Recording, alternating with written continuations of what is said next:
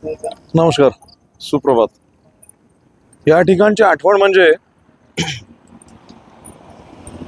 12 वर्ष संकल्पित पदयात्रा झाल्यानंतर साधारणतः तिसरी पदयात्रा होती, म्हणजे 15वी पदयात्रा आपण म्हणू शकतो। त्या पदयात्रेला इंदापूर मुक्कामी आपण एका देवी मंदिरात थांबायचो। आता आपण श्री राम मंदिरात थांबतो। त्या देवी मंदिरात आम्ही निघालो। हीच पहाटेची वेळ होती आणि इथे पुढे टोल नाका आहे, इंदापूरच्या पुढे सोलापूर हायवेला।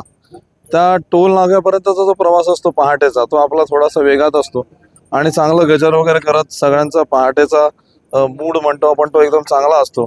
स्वामीजींची भजनं वगैरे आपण लावतो आणि छान असं वातावरण चांगलं असल्या कारणाने तो प्रवास एकदम चांगला होतो। त्याच प्रवासात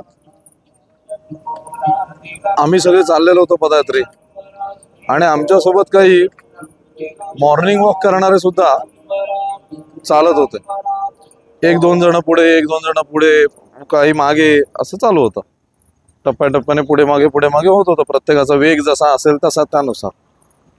त्याच्यामधले एक ग्रस्त होते जे सारखे पदयात्रेच्या जवळ यायचे, राजदंडाच्या आणि अब्दागिरींच्या वगैरे, आणि म्हणजे यायचे म्हणजे भजन म्हणायचे, कुठले ना कुठले श्लोक, हरिपाठातले काही श्लोक म्हणायचे, काही अभंग म्हणायचे संतांचे, आणि ते जोरजोरात म्हणायचे। म्हणजे आपण कसं एकदम स्वच्छंदी झाल्यानंतर म्हणतो जोरजोरात, तर तसे ते म्हणायचे। म्हणजे जनरली आपण स्वच्छंदी फक्त बाथरूम मध्ये होतो की जिथे आपण जोरजोरात म्हणतो, पण अध्यात्मामध्ये सगळेजण मंदिरात म्हणतात ती भजनं।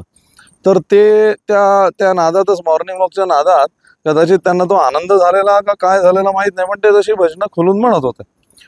पण आम्हाला 2-3 वेळेला ते असं हटकल्यासारखं झालं की पदयात्रेमध्ये ते आले, परत बाहेर गेले, परत आले, आणि नेमकं आपण अशी त्यावेळेला सिस्टम होती की आपण अब्दागिरी झाल्या की त्याच्यानंतर महिला मंडळाला घ्यायचो, आणि महिला मंडळ नंतर मग पुरुष मंडळी। मग त्याच्यामुळे नेमके त्या पट्ट्यात महिला मंडळ होतं, आणि त्या थोड्यात 1-2 वेळा झालं ते ठीक आहे, नॉर्मल होतं। त्याच्यानंतर 3-4 वेळेला आणि ते सतत व्हायला लागलं, त्यांचं आत बाहेर करणं किंवा भजन म्हणता म्हणता आनंदाने नाचणं। मग हे थोडं खटकायला लागलं। मग आम्ही थोडं त्याला डिस्टन्स करायला लागलो। मग आम्ही तो महिला मंडळची पोझिशन बदलली। हे सगळं चालताच चालू होतं, आणि साधारणतः टप्पा म्हणाल तर तुम्ही एक 5-6 किलोमीटरचा टप्पा होता इंदापूरच्या त्या मंदिरापासून टोलपर्यंतचा।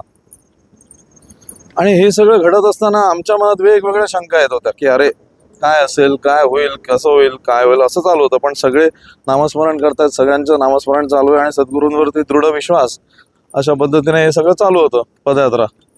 कारण का हे माहिती आहे की सद्गुरू अशी कुठलीच अनुभूती देणार नाहीत की जी पूर्णपणे वेगळी असेल आणि अव्यवहारिक असेल। अध्यात्मामध्ये अध्यात्मिक कुठलीच गोष्ट घडणार नाही, ती उत्तमच असेल, किंवा ती शिकवणीसाठी, म्हणजे पदयात्रेकरूंच्या आमच्या शिकवणीसाठी म्हणून ती घडतील।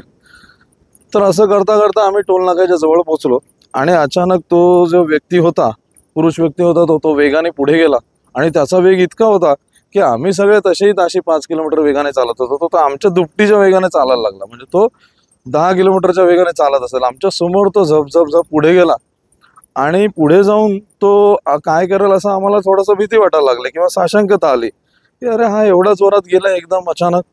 आणि आम्ही मग नेहमीप्रमाणे स्वामी समर्थ म्हणत त्या टोल नाक्याच्या जवळ पोहोचलो। तिथं पोहोचल्यानंतर आम्ही बघितलं तर ते मांडी घालून एका चहावाल्याच्या स्टॉलच्या बाजूला मांडी घालून बसलेले होते, आणि डायरेक्ट ओरडले, या सवंगड्यांनो, स्वामी भक्तांनो, बसा, या चहा घ्या।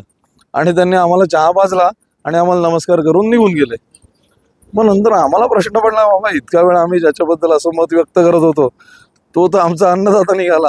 तर आता म्हटलं, आता मग मी सुरुवात केली त्यांना, अन्नदाते आहात, आमच्याकडे परंपरा आहे, सद्गुरूंनी दिलेली परंपरा आहे की जे दिसेल आणि जे दाते असतील, जे भेटतील ते स्वामी असतील, म्हणून आम्ही तुमच्या रूपात स्वामींना बघतोय आणि तुम्हाला नमस्कार करतोय। त्यांनी सगळ्यांचा नमस्कार स्वीकार केले आणि म्हणले, मी काय नाही, मी असा स्वच्छंदी माणूस आहे, मी शिक्षक आहे पेशाने। त्या शिक्षकी पेशामध्ये इतका कंटाळलोय की माझी आवड एकरिता अध्यात्माची आणि भजनाची, म्हणून मी असाच असतो।